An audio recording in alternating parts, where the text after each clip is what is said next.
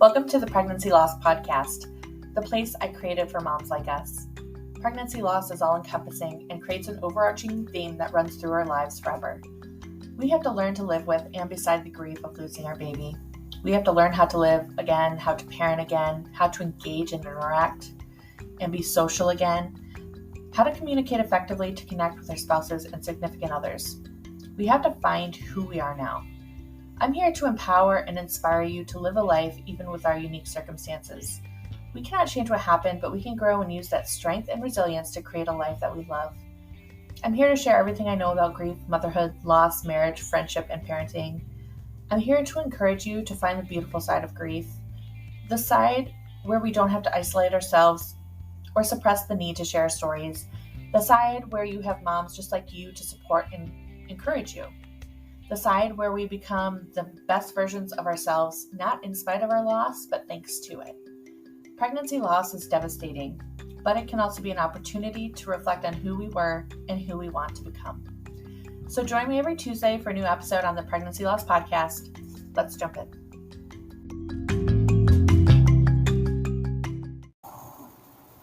Today on the Pregnancy Loss and Motherhood Podcast, we have a very wonderful guest today. Her name is Courtney Hart.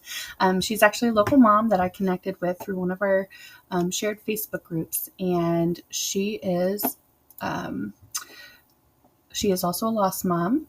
In 2016, they had a TFMR at 20 weeks, and this was right before the 2016 election, which brought on a lot of feelings, and it continues to because of the political climate at the time.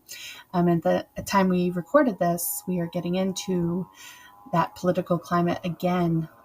So it's been very challenging for her, but she is sharing her story, and I'm so honored and grateful that she is sharing with us today, and I hope you enjoy the conversation.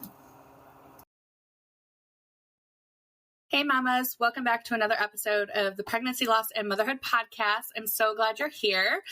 Today we have a wonderful guest. Her name is Courtney. So I am just going to let her introduce herself and tell you all about herself. Yeah, I'm Courtney. I'm going to start off with my age just because I think that's important. ASL. I'm 34 if that sounds right. It's at this age, it's like, okay, how old am I? In middle 30s, sounds good. I am married. We've been married for 11 years. I have my rainbow baby daughter, and she just turned 6 this week. So we just got done celebrating that. Yay! Yes, and then I have my angel baby. His name is Sawyer. We'll talk about him later. I am a wedding planner full time, typically working in Chicago and the surrounding suburbs. That basically consumes my life, but yeah, oh my gosh. Things that I love and like a priority for me is like exercising and working out. And I love like design of any sort. So like fashion design or like home interior too. So those are like my things I wish I had more time to do. Yeah. Well, I guess you kind of get to like incorporate at least the design aspect into your work, which is probably, do you love wedding planning? Like I do. Yeah. I've been doing it for 12 years now. 12 years. Oh, yeah. So, I love planning. I love logistics. The design portion of it is like where I truly I can never get like angry about it. Like when you're doing logistics and you're dealing with people, you can't, yeah, it's hard. That come up. But, the design portion of it, you can't get like you're just working with concepts, and you're working with people to make sure that they like their design, but it's nothing along the lines of like dealing with people the day of. Oh my God. Yeah. Everything I hear about the wedding industry, like even wedding photographers, like it takes over your whole life, especially because there's like an actual wedding season, apparently, right? That's like super busy, which is coming up, right? Is that ours usually is like May to October, but then you've got like the rush that is usually like August to October, which is so weird. I don't, knock on wood, I don't have really that this year, and last year I did, and so I'm heavy on the front end this year. So usually every single year I get like a break per se. Yeah. Where it'll be like I'm heavy on the back end, and then I'll slowly kind of ramp up throughout the year, and then be heavy on the back end again. Where I almost have like time off around the holidays, but it was so heavy on the front end this year. So I had couples who in December were looking for their venue for July. So there was no break anymore. It was just constant. Oh, wow. I'm going straight into the wedding season starting in May. So this is my craziest month. Which, oh my gosh. A break. I'm very much looking forward to the end of the year now. But yeah, well, thank you for being here with that being your truth, right? Well, that's what I'm really glad it's Sunday at 1 p.m. because I'm like, all my evenings are gone for April, and they have been since the beginning of March. And my couples are like, we need an evening. I was like, well, okay. Sorry. Yeah, no. Something I tell all of my guests is like, I'm a mom of 4. Like, if you go on my appointment calendar and you'll see it's like all evenings or, day on the weekends, like my family, like the reason I do this is to support my family. So I'm not going to like, if I have to cancel something, if something comes up, like, I'm not going to take the day that I'm with them because that's like my stay-at-home mom time and then my work time. So like, I'll get requests like, can we do like 4:00 on Friday? And I'm like, that's right after school. I'm sorry, it's like impossible. No, and it's so funny. When I first started in this position, I didn't know. I knew I wanted to do like hospitality. That's what I went to school for. But then I didn't know like wedding planning was like a thing. Until we had like a guest speaker, and at that time, I was 20, 21, 22, but I had always kind of been a traditionalist in the sense of like, I want to get into college, I want to get married, I want to have a family. And then, so when the guest speaker came in, she was like, oh yeah, it's so nice. I get to set my schedule so that I always have like 2 weekends with my family. I get to basically create my own schedule being a wedding planner. I was like, this is I was like, I can have the professional career, but I can also have like, my family and not have it, overlap, and I have control over my schedule. So I'm not missing out on things. I can still go on field trips with her and stuff like that. So I know. Always, I feel, that's what we as moms, we're trying to plan our work around our life. That's where we want to be. So that's awesome. Honestly, I love talking about like planning things and like pretty things. I love everything being beautiful and like colorful. Another day, but yeah, so I wanted to have you on because you are a lost mom, or whatever phrase you prefer. Some people don't like that because it's like, we didn't lose our baby. It's like, they died or whatever. But I don't know. Do you want to share about Sawyer? Yeah. So we'll just dive right into that. Yeah. I'll try to get into like the nitty gritty right away because I feel like there's some good conversations that we could have. Totally. Once we get through it all. And gosh, it would have been in July of 2016 that we found out we were pregnant. Obviously son, we knew that we were having a boy. We had found that out. Everything was kind of going to sort of as planned, although we thought we were only like 8 weeks along when we went in for our first scan, and she was like, oh, that's a big baby. Like you're at like 12 weeks. So it was already like, oh my God, I missed like 4 weeks that time with him of like experiencing being pregnant, right? Like, I don't know. You miss that time, especially when it gets cut short. It was like that time I wish I would have known and I could have experienced, in hindsight. And I was like, oh, I was feeling like crap.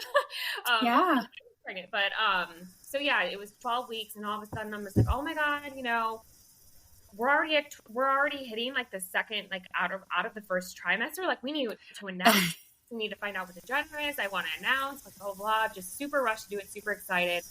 And so we did. We announced that we were having a baby and that we were having a boy and like his name and everything. And then we went to our 20-week anatomy scan, and that's really where things went downhill. Did the full anatomy scan, kind of quiet during the scan itself. We could, in hindsight, we were looking at thinking about what like the tech was doing, and she was always kind of like going back to a certain area to measure things, but we don't know. This is our first video. We all had only gone through, I think they do that at like technically 12 weeks where they're supposed to, measure back here, like the nuchal fold and stuff like that. But which that had come back okay. So this was an anatomy scan. They put us back in the room, and that's when, you know, my OB came in. You know, thank God my husband came with to that one, and he had the flexibility to be there. Came back in and was like, okay, well, your son has what is called Dandy Walker. Now, we don't know what that is. And she gives like a brief overview of it. And I don't think wants to get into detail, because what are we going to do? We're going to go home. We're going to Google, because we want to get all the information. So Dandy Walker is a malformation in the brain where it just doesn't fully develop. But the problem is that it's such a wide scale.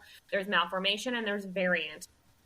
I cannot remember for the life of me right now which is the more severe one, but at the end of the day, you still don't know what it's going to be until your child is actually born. So at that point, I mean, we Ubered home, and I am literally sobbing in the back. I'm calling my work and telling them, like, I don't know when I'm going to be in. I'm not coming in for like the 2 weeks, cancel my appointments, which was hard because I was wedding planning at the time. So I kind of had to have my boss like cover some things for me. And so they had us go in for a level 2 ultrasound at the time we were in Chicago. So Northwestern Prentice Hospital. We went into a level 2. And at that point, we also knew that he had holes in his heart. That was the other diagnosis for the ultrasound. So we went for that level 2, and they did an echocardiogram through Lori's because they're connected. She came in, you know, confirmed what we're seeing with the heart, and then basically was like, okay, well, when he's born, here's the next steps of what we're going to do. It's basically like we cart him off to the other side of the building, and, you know, if we have to perform like surgeries right away, or, you know, being in the NICU, like things like that, what is it going to look like? And it was very alarming already, like, whoa, this is what our life is going to look like if we continue with this pregnancy. Because obviously when we got home from the anatomy scan the first time, we're Googling Dandy Walker, and I happened to come across an article of somebody who had that and they chose to terminate. And I'm thinking, wait, what? This is a thing? Like, I've had friends who've had stillborns. I've had friends who had, you know, lost their baby to like SIDS. I've had friends who've miscarried, but I never had anybody in my life who had to like medically terminate this far along in their pregnancy. I'm very, very choice. So I know people who and support people who choose to have abortions for whatever reason. But, you know, so in our minds, we were like, wow, okay, this might be a thing that we have to do if this is what they say it is. So again, when we got the heart thing done and they're like telling us what his life is going to be like as soon as he's born, we're like, okay, this isn't what we want for him. And that's just for the heart. That wasn't even. I mean, and they can't even. That's the one fixable thing, because then they did the level 2 ultrasound for the full body anatomy scan, and they confirmed, okay, the Dandy Walker. He also didn't have like a nose or like a chin developed, or like genitals were not developing correctly either. And so now we're talking, okay, maybe these things can be fixed along the lines, but like you can't fix somebody's brain. You know, you can't. And so the doctor was absolutely amazing. That's the thing I want to like pass off to like our team at Northwestern and Lori's was I'm so glad. So he at that point was, you know, talking to us, what could his life look like? And it wasn't just beyond like mental. We weren't sure, like how would he be? Would there be delays? 100%, but we don't know the scale of it. Let's talk about physical. Will he be able to play sports? It's likely not. The coordination's just not going to be there. But we don't know how extreme it is. And at that point, like, he was like, at this point, I would recommend to my couples to terminate. And that was when it was like, it clicked in that we kind of already knew this, but now we're hearing it from like a medical professional that this is what they recommend, even though it's such a gray area. It was like, wow, this is becoming real. And I think even though we knew our decision, we sat at the hospital for a really long time, just asking our doctor lots of questions. We just sat in a boardroom and he came in and out, asked us all the time how we were doing. And I think it was just, we didn't want to say, okay, we're doing it, because then we knew we had to leave and we had to schedule everything and it would become real. Yeah. But, we obviously did choose to terminate at that point because we didn't want our child to ever feel like pain, which we knew it's going to be a reoccurring thing, or like just like not be loved. We didn't want him to come into the world that things were going to just be so challenging and like right off the bat. And that is no quality of life for him. It's a very low quality of life. Even though we don't know exactly what it's going to look like, we knew it was not going to be what we would ever want to give to our child. And I know that is a tough subject, and a lot of people choose to continue on because they're like, well, what if? That's fine too. That's why we have choices. That's why we need choice. Yeah. Yes, that's why we need our choice to be able to go, okay, well, we also maybe want to have more kids down the line. And will that affect what we can give to more children too? If this child requires a lot more hand holding per se, and a lot more, medical expenses, you have to think about all these things. Of what your future is going to look like. So, we chose to terminate. And so a week later I went in and I chose to do a D&E, as I did not want my first laboring experience to be with a loss. I in hindsight, sometimes I still go, maybe that was the wrong decision. But knowing who I am, I think that would have really scarred me for life. And I think I had such a beautiful labor with my daughter. Yeah. I don't think it would have been that way. The anxiety was already there with my second pregnancy to have it go through labor. So we did the D&E, and before that we did do an amniocentesis to run genetic testing to make sure that this wasn't something that was going to continue down the line, so we could take precautions if we needed to. And this is like, again, where Northwestern was absolutely fabulous, because the first round of genetic testing came back normal. Okay. After you just say goodbye to your son, and then they say it's normal, it's quite frustrating. But they were like, no, that's just looking, are all the chromosomes there? And they were. So they're like, we'll go one level deeper. Let's see if all the legs are on the chromosomes. That one came back normal too. So now I'm like, okay. Oh my God, what did we do? This is horrible. Yep. And they're like, no, we can go one more. I'm like, technically, I think they can go several more, but luckily we just had to go one more. We're going to see if all the chapters are in the book. Chapters are in the book. So looking at all like the legs or all the parts there. And finally, we did find out that there was a missing part of a leg on a chromosome, which diagnosed him with Rubenstein Tay-B with a Dandy Walker malformation, like underneath that. And she was literally like, there's like nothing like this in the medical books. Like, this is a 0.0001% chance that something like this would happen, and it sucks because it happened to you. But the good news is that moving forward, it isn't something that we necessarily had to worry about happening again. Okay. Which is reassuring. Yeah. We still took like all the genetic testing. To our second pregnancy, just to make sure, as much as we could, that nothing could happen again. And then we did get pregnant almost like right away again. But that turned out to be a chemical pregnancy. And then it took like another, like almost a full year for my daughter to come along. So, okay. And, you get the anxiety of going through it all again. I didn't want to tell anybody for the longest time.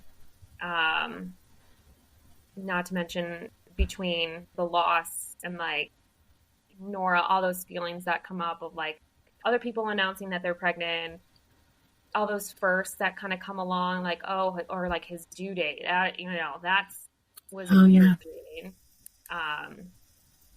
So now I have like 2 dates, permanently marked in my brain of like his due date, and then that we lost him, or that we said goodbye. It's kind of hard to, you want to put that. Yeah. But yeah, that's our our overall story. I mean, I think what I like to talk about most is kind of how we told the world and how the political climate we were in, and Yeah. yeah. I mean, That's terrifying. You can totally, it's Okay. whatever you're safe sharing. I love it. Okay. I love that you're sharing this. You are so brave. And there's a lot of moms that have experienced this that are sitting in silence and shame and guilt, because I always mess up the acronym, but TFMR moms who've, there's even more taboo around that part of pregnancy loss. So, and like, again, with the climate here and everything changing, it's even more scarier, because what if you share your story and you get arrested? Right. Exactly. That's the scary part. No. And at this point, I'm like, I really don't care. Like, I'm here. I will speak my truth because, well, and like how you said, it's taboo. When this had happened to me, I will keep that person's, name out of this to keep it confidential. But when I first had it happen and I was kind of canceling everything on everybody, it was kind of I wasn't thinking at the time, and I was telling people kind of what was happening. Like, oh, we found out this diagnostic. I don't know what's going to happen in the next week. And so someone did reach out to me and was like, I wanted to let you know that we had to terminate at 13 weeks due to a chromosome abnormality. And I thought that she just had miscarried because that's what she said. And that's okay, because that's exactly what I did was when we decided to terminate at 21 weeks. I am literally a giant mess. So is my husband, and he's very private. So he don't want to tell, he doesn't want to tell anybody anything, but I am always been the pro-choice, very loud and proud about it. And just in general, a little bit more willing to share about, things about my life. And so, but my mom had mentioned, maybe don't say you terminated. I think that it could hurt some people, or people might judge you. And at that time, being vulnerable, I said, okay, this sounds like a good idea. I think I'm just going to put, we lost,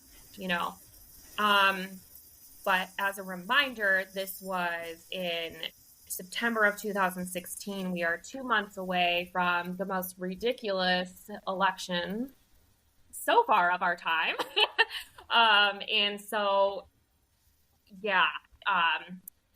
I side very, very liberal, very pro-choice. That is my number one, talking politics. And my family is more on the right-hand side. So although they were very, very supportive of our decision, like 100%, I was mad at them because I'm like, how can you vote for someone who's literally going to basically abolish my right to do that?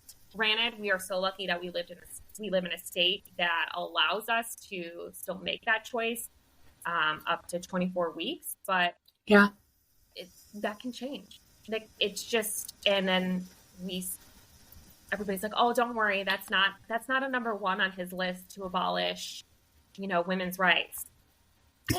Like, I'm sorry, that's not true. Like, we see what happened, that was clearly on the agenda. And so I was extremely angry with my parents. I mean, and I'm very close with my parents. My mom is like my best friend. My dad and I kind of have like a very like brother sister relationship. It sounds really weird, but like we like pick on each other, or kind of that kind of thing. And so, but I was just so angry to the point where, like, we're a tattoo family. So, like, my dad wanted to get like a tattoo of like Sawyer's name on his arm, and my mom wanted to get like, how the hell do you think that you can get a tattoo when you're literally voting against me? Like, I was a disaster. Not only was I for my hormones, and I'm just like, like, this is not, like, how can you do this to me? And, they tried explaining it in ways that it's not just about this one subject. And I'm like, I get it, but like, this is so fresh. How can I just not believe it? And then here we are, how many years later, 8 years later, and we're going into the same thing. And now throughout this time since I was telling people this was just a loss, as I was speaking to my therapist at the time, and I started realizing this is not what I wanted to do. I want to tell people what happened so that they know it's a thing, because I didn't really know it was a thing. I want to be someone that someone can come to talk to. There was a very few people like within my circle who knew the true story. But then as time went on and talks of Roe versus Wade being overturned, I just started being completely open about it. And so, now I basically will shout it from the rooftops. And obviously that's not something it's not something that I'm excited about to do. I don't want to have to do this, but it's kind of like he keeps living on through us being able to tell our story and being able to help. I've talked to a few moms who've had to terminate or chose to terminate. And they were able to reach out to me and was like, thank you. Like this, we don't connect with people who have lost stillborns or miscarriages. It doesn't feel right. It's different. It's different. It's a different type of thing because you are really put in this choice box where, So it's hard because we've gotten to this place where we don't want to hurt anybody and we want everybody to, especially with this pregnancy loss, the whole thing, a loss is a loss, no matter how far along you weren't. Very true. Those were our babies, like whoever was carrying them, but they are different. Mm-hmm. Like there is a complete difference between a miscarriage and a full-term stillbirth. There is a difference between a stillbirth, miscarriage, and having to terminate for medical reasons. Because whereas, the miscarriage and stillbirth and like a chemical pregnancy, blighted ovum, incompetent cervix, all these things are uncontrollable. Right. Whereas with the terminating, you are having to make that choice, the best choice you can for you, your family, and your baby. And that is a different layer of guilt than what we go through in stillbirth and miscarriage. Right. Yeah. Because it's the sense of like your body did something wrong, I think is still there. Yeah. I'm like, well, what did I do to make this all happen? At the end of the day, I'm like, nope, this is science. Yeah. Like my body's doing what it wants. Science is doing what it wants. And so that's kind of still there with like the and a lot of people who have miscarried are like, what did I do wrong? Or, stillborns, what did I do? What did I miss? And so that's still kind of there, but there is that other layer of, yes, we had to literally sit there and make this choice that no one should ever have to make. No. About choosing the life of their child. It's hard to connect with others. You don't want to make anybody else feel bad, because I've had a lot of people be like, I want to talk to you about my miscarriage, but I feel like it's not as bad as yours. And I'm like, no. Like, that's not what it's about. No, that's not what it's about. That's not what I'm here for. I'm here to walk you through like the steps of, the feelings, and that they're valid. And let's talk about, do you want to tell people? Are people being supportive? Like I will 100% be there, for you, whatever. I did have a friend who had a scare with possibly a very ill diagnosis of her baby. And so she came to me and was like, I don't know what to do. Like, I was raised Catholic. I don't believe in this. And so I told her my story full out, and she was like in tears by the end of it. And she's like, I think you're making me like change my mind, like my belief system on this, because I've never realized that this is a thing. Again, like people are having abortions at, early in their pregnancy because they don't want to be pregnant, which that's okay too. That's what it is. That's okay too. But like, when it's not talked about later, or if it is, it's made up silly things that is thrown around for like propaganda. People literally throwing it around. Oh, she's just sleeping with whoever and getting pregnant and then going to have an abortion for fun and doing it again. Yeah. It is waiting until 24 weeks to do it when, I'm like, no. If you're at that point, that ship has sailed, you're in it, you want to be in it. Unless for some reason you didn't know that you're pregnant. It's so much. Luckily, she didn't have to make that choice, because it was just kind of a scare that came up on a scan. Okay. It was really good to know that I was able to talk with someone and she was willing to listen, and it literally changed her belief after this of like, wow, I feel in the wrong after this. Well, unless you go through it or in that place where that's kind of what happens, is that you don't know until you go through it. And that's kind of when people like to have topic discussions and they'll, bring up the whole, well, I would never do that. And I'm like, well, you don't know what you would do. You don't know what you would do until it happens. Examples. So like, well, what if you found out this? And they're like, well, I don't know. And I'm like, okay. No, it's, oh my God. It's like one of those things that is very hard to open your brain to, because nobody wants to talk about it in the first place. Nobody wants to talk about babies dying, period. We don't like to be uncomfortable as humans and people. And, we have the right to free will and our own opinions. And, and there's so many factors that, I grew up in a very small town. So what this means is that we're very closed off. We do not look outside of our little small town. We believe what everybody else believes. We're inundated with, racism and all the things that these small towns are made up of. And anything outside of that, somebody moves away. Oh yeah, they just, they're losers. The stories that are made up. And so especially when it comes to pregnancy loss, that was never talked about. When I had my stillbirth, I don't remember how old she was at the time. I think she was 83-year-old grandma called me and told me that she had a stillbirth 40 years earlier, and she's never told anybody. And she had a stillbirth. She had a daughter, and they took her away, and she never got to see her, never got to hold her. It was never talked about again, because back then it was completely shameful. And they made it the mother's fault. She had to have done something wrong to made that happen. My grandpa was not a very nice man, so I guarantee she had no support and had to act like she was never pregnant in the first place. And then had to go home and take care of her other 4 or 5 kids. Right. So it's I don't know. I think I do this too for her as well, because she was silenced she was 83, and if it happened in her 40s, 50 years. Yeah. Silence. And first of all, we must have grown up in the same town, because same town. I get it.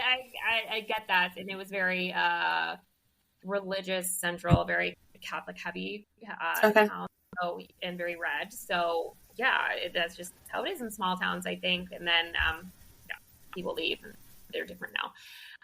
Anyway, how you were saying, it gives me the heebies, because hearing that she went through that and that she literally didn't get to experience any time with her daughter afterwards to say goodbye, and then it was her fault. I feel like we're hearing that now. This is coming, why is this happening again? We've come so far with, I feel like we truly have, if you look at it, more people are talking about it, right? Yeah.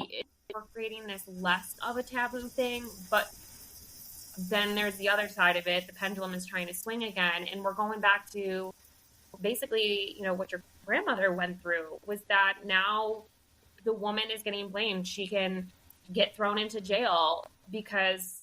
Yeah, now it's worse. Now it's not only we have to hide it, keep it, because we're terrified of our actual well-being and our freedom being taken away from it.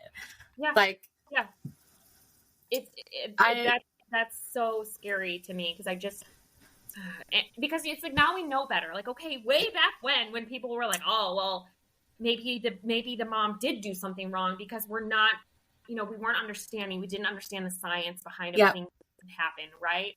Does that make it okay? Absolutely not. It's still crappy. But now it's we know this isn't the mother's fault. Why are they being punished for it? Or, especially if there is an ill diagnosis, and then you want to terminate that's nobody's fault. They didn't, I didn't sit here and manifest that I wanted my child to have some weird genetic malformation, and so I didn't have to be pregnant again. Like, no, I wanted this pregnancy. If I could change anything about it, I would have, but I have no control over that. Yeah. So that's just so scary to me to like hear what she went through and then know that how many years later we're still dealing with this when we should be progressing. Yeah. We're accepting, and I'm sorry. It's a lot.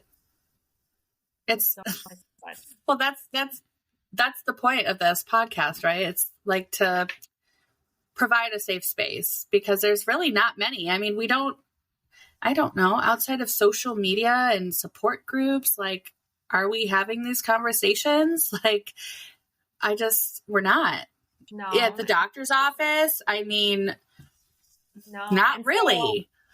So, I mean, you're totally right. It's basically stuck to the support groups and like, social media. But even then, it's like, why should we have to broadcast our thing?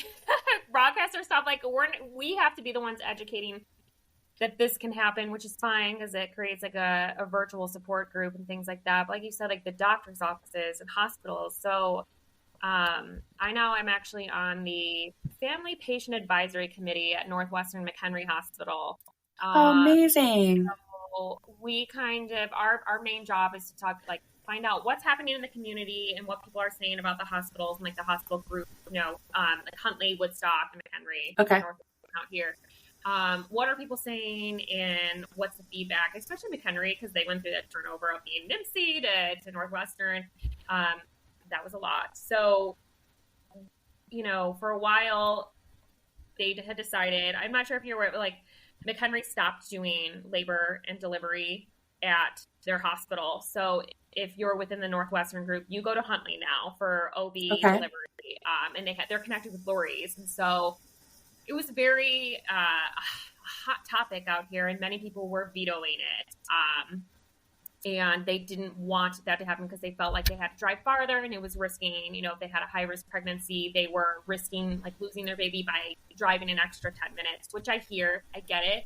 But I was one of like the spokespeople to talk to the state board about approving moving it to Huntley from McHenry. Okay.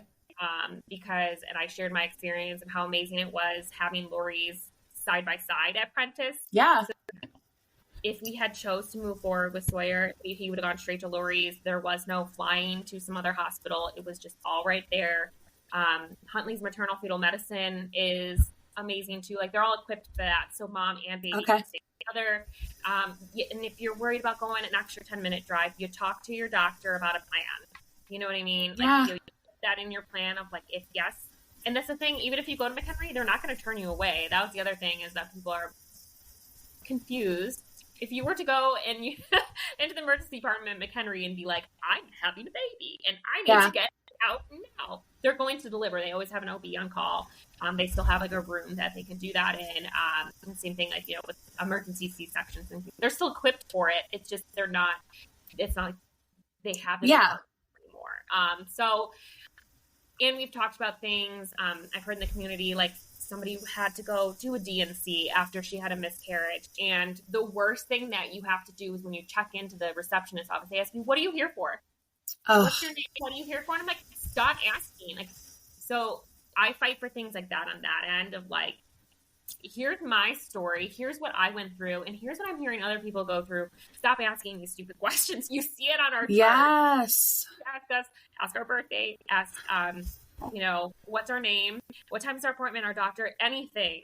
But what are you here for? I need to talk to you more then, because I just had this conversation where it's like they're not reading the chart, or they're not paying attention to the tag, whatever. Like, and I'm like, why? Because you're too tired. Because it's easier for you to ask and have them respond than to look. Right. I don't get it. But that, like, a lot of times it is like lack of communication or lack of charting. And so we talk about that a lot, about how, so then when we give our feedback, we have different, we meet like quarterly. We actually have one this Wednesday. We'll have like specialists come in and talk to our group and be like, here's what we're doing to better our communication and our charting and things like that. And they are trying, but you know, one person messes up and doesn't chart the right thing, or it's not listed on there, and you have to repeat yourself again and hope that that doctor or nurse writes down what you went through. Even, you know, just with anything. I mean, that's like when I went in for my, you know, my second pregnancy with my daughter, I told them right off the bat, I was like, this is going to be, I have high medical anxiety. Like, we went through a loss before this. Like, this is a huge deal. Like, I don't, like, we need to be cognizant of that. And so I think that's how it needs to be, like, with everything when it comes to, like you said, lost moms.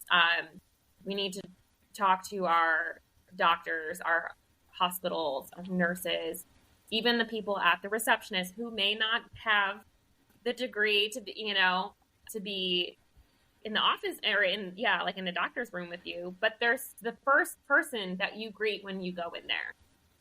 And the last thing the mom wants to do is be like, oh, well, I'm here for, you know, a DNC or a DNE. No, it's not, it's the lack of empathy. There's no compassion there. I was going to say there's a lack of compassionate care just from that. Like, and that's the hard part. Like, I literally just had the same exact conversation. Like, the hospitals, I feel like sometimes the administrators and things think that there needs to be like, these changes are going to cost millions of dollars. But all it's going to take is a compassionate care training in loss, which is what I want to do. Like, I want to get my course into the hospital to train everybody in this. So it's like continuity of care. So nobody is like left behind, I guess is the word. But so nobody is in that position, because a mom who's going through loss for the first time, even like if it's her first pregnancy, and just knowing that she's having to make that decision, or like if her body's not expelling the baby itself, that DNC, abortion, all those things, again, are so taboo that saying them out loud, I will guarantee that receptionist is judging them, the people behind them, like they should not have to go through that. Right. Like, it is adding that shame and that guilt, and they've done nothing. Yeah. Like, and like you said, this is not going to cost you an arm and a leg to simply have the training. Literally, just put a whole bunch of lost moms in a room and we'll tell you how to handle seriously. it. And that's why I'm there. Cause and you can take that kind of information, I think, and put it in other things too. It doesn't have to just be, you know, about, you know, being in for loss and things like that. It can be really anything when it comes to, it's your personal private information. Why should we have to say this out loud? When we've got people in the waiting room, or again, like the receptionist, you probably see it on your chart, what I'm exactly here for. Why are you asking me? Ask me a different security question if that's something that you do. Like, just it's so frustrating. Well, then you're in a beautiful position where you can help support that. And I mean, I think it's great that Huntley is taken over then all the OB and that, because would you rather go to a menial hospital that just does general OB care, or would you rather go the 10 minutes to get to a hospital that has maternal fetal medicine specialists, OBs? Like, if something is wrong, they got you. They'll fly you out if they have to. Like, if they can't do it there. That's literally what I said, like the verbatim exactly what I said. Like, who do you want to be taken care of? I was like, and when we were in the city, and because people are, you know, out here, everything's like 30 minutes away, right? Well, and, you know, we were living in Chicago at the time. Northwestern was the farthest freaking hospital because we were in Hyde Park. I'm right next to, like, University of Chicago. I could have gone there, but hell no, I wanted the best care I could possibly get, which was Northwestern Prentice. Being connected to Lori's there, like, I could have, you know, I had to be induced. But if I had gone into labor, I could have been in Chicago traffic for 30 freaking minutes. I was still gonna go. Like, you know, like, kind of how the way I look out here is like, let's put it in perspective. Like, you can just fly there. And again, if something was truly an emergency, nobody's going to turn you away at an emergency department. Like, and then all the other concerns, talk to your doctor about it. Like, come up with a plan. It's the best place it could, you know. So that was my argument for it. And then Yeah. Well, I think too, though, pregnancy is like giving birth is seen as an emergency instead of a natural thing that just happens. Regardless if it takes 30 minutes, if that baby is coming in 20, you're not going to stop it. Even if you were at that hospital, like they can't, Right. you get like, it's just, there's just a lot. Yeah. Well, you know, like how you said, like our bodies, we couldn't control, you know, if we had a loss, like we can't control that. Just like we can't control really when the baby's going to come. And I think that is really scary to a lot of women who are like, oh my God, now I have to go farther. I have more loss of control. You know, it's change, it's everything. I mean, it's just, it's a lot, but it was good that everything kind of switched over. And now, we just talk about kind of everything that's being implemented in the hospital. And I'm just there. I'm always kind of taking that side of like, okay, well, how do we be empathetic and how do we communicate to our patients? how do we do that? That's really all I am there for, basically, at the end of the day, because that's my background. It's so important. Stuff, but like, I don't have any medical background. I'm like, I'm a wedding planner, but I've had so much experience like going through like the trauma of everything. I'm like, okay, so how can I bring that type of conversation to the table? But that's the point. All of us people who are not doctors are just regular people who need that regular person there. Like it's that's who we're people in a room trying to determine. I'm like, you know, empathy and stuff like that about how to do it. That's not. Yes, some doctors have great bedside manner, and then others just do not, and they're just really, really good at doing what they do, which is medical and science. That's great. I couldn't do that, but you also have to have the care team in there, which I do find that hospitals are really starting to do that, like have a specific group that is like a care team who more does exactly what we're talking about, trains to have that communication be seamless, and so that way people don't have to repeat themselves. Yeah. Does Huntley, they're one of the hospitals I need to contact, but do they have a bereavement team, like a bereavement coordinator, palliative care? I believe so. And I think I think he was in our meeting last time at McHenry, like the palliative care, or I don't know what they call it. It was one of the, he did come in and kind of talk briefly about it, but I could have talked to him for hours. I don't know, because I am only at the McHenry one. I wish I was more at the Huntley one, but it makes no sense based on my location. But I can find out. I have contact of like the lead nurse that is over there who handles all that, and we can always put you in touch, because it's a subject on its own. It is, I know, and it's always hard to figure out who to talk to, because there's a lot of like, oh, I don't know who does that, or I don't know who heads that. No one, that's no one's job. I don't know. I know, so it's frustrating, but okay, well, we're gonna wrap up. Thank you so much for sharing about everything and about your loss, your baby, and it's just always remember how brave it is to actually do that. I don't think I've had people be like, do you really talk about this stuff on the podcast? Isn't that scary? I'm like, I've never viewed it that way, because I'm literally just talking. Right. Like this is our freedom, is we're allowed to talk about whatever we want to talk about. So I just didn't view it that way. But now I'm like, it is actually very brave that people are sharing their story and allowing it to be heard by others. It's scary. Right.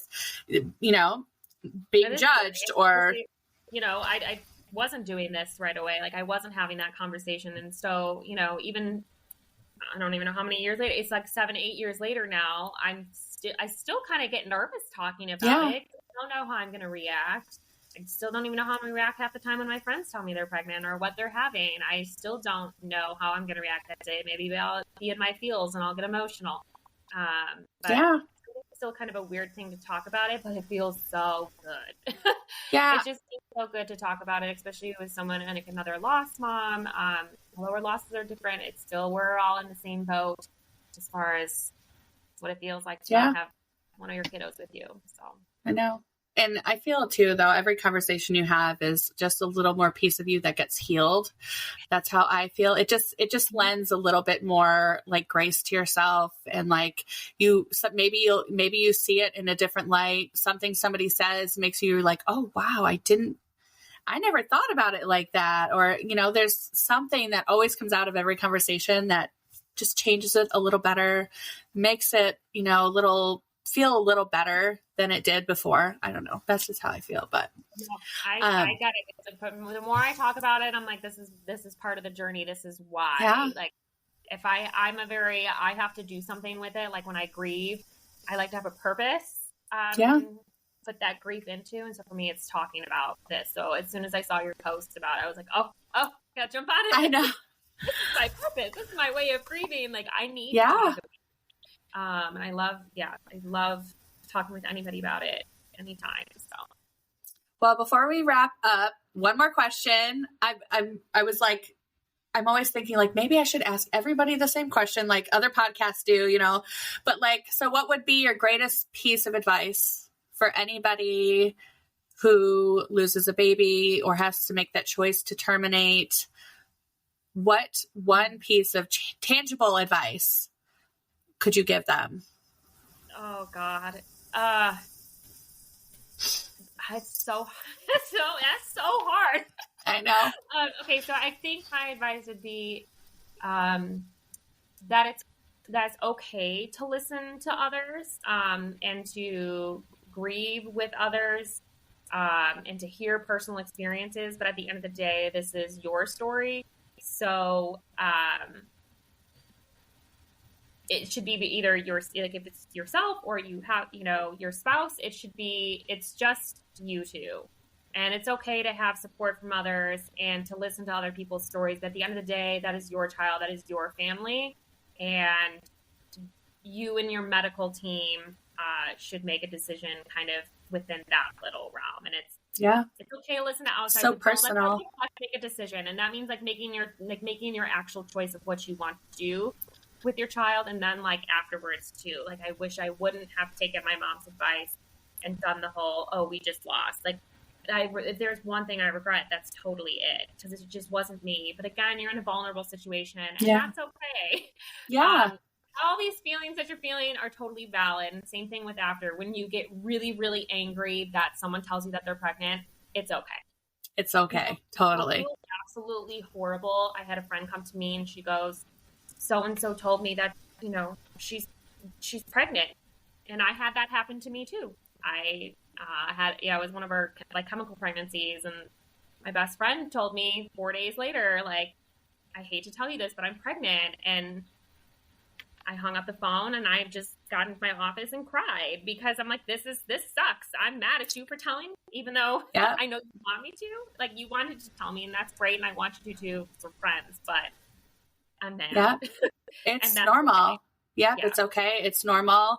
I hated everybody who was pregnant after I lost Evelyn. And the biggest part was that I lived in a military community. So, and the school bus picked the kids up at the entrance. So we would all walk, and there was 2 women who were pregnant at the same time I was. So I'm walking to the bus stop, in tears a month later, and she has her newborn, and I'm like, I fucking hate you. And I don't really hate this woman. I was just it's the devastation, and it's not fair why her baby survived and why mine didn't. It's all normal. And that's what I try to normalize, is those feelings. It's okay. You're going to feel hate and love, hate and joy, at the same time. Yep. It's wild. It's not pertaining to pregnancy things. I remember I would go to Target I would find something that I would really, really love. And I'd be like, oh my God, I love this. I'm going to get it. And then the next aisle over, I would be sobbing in tears, because I'm like, why am I happy? I'm not allowed to be happy. This is not okay. And so it's that kind of thing too. It's okay to have joy. It's okay to have, hatred towards other people. Yeah. Pot it by any means. Yeah. But it's okay if you need to take a step back from your friend who's pregnant. And I hope that you have a good enough relationship. That would be that's my other advice, is that if you have to take a step back from a friendship or a relationship because it is bringing up feelings, I hope that your relationships are strong enough to withstand that, because it can do some damage. It really can. But if it doesn't withstand it, well, then maybe it's just not your season to be friends right now. Yeah. And it's also very surprising at the people who do show up for you and then the people who don't show up for you. It is, it's wild. I say that a lot, but it really is. Whole other topic of conversation. Totally. Well, thank you so much for being here. I'm so glad that you were able to share with us and share Sawyer and everything you've gone through. And it's so awesome. Moving forward, hoping, we still continue to talk about this, but don't have to hope and pray that we get all our choices taken away and everywhere. Yeah. No joke. Yeah. Okay. Well, thank you so much, and we will be in touch. All right. Sounds good. Take care. Thank you. Bye.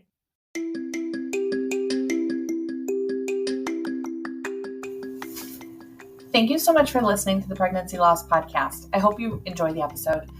I created a guide on 20 ways to celebrate your angel baby. It gives you 20 amazing ways to celebrate their birthdays or ways to just remember them on any given day.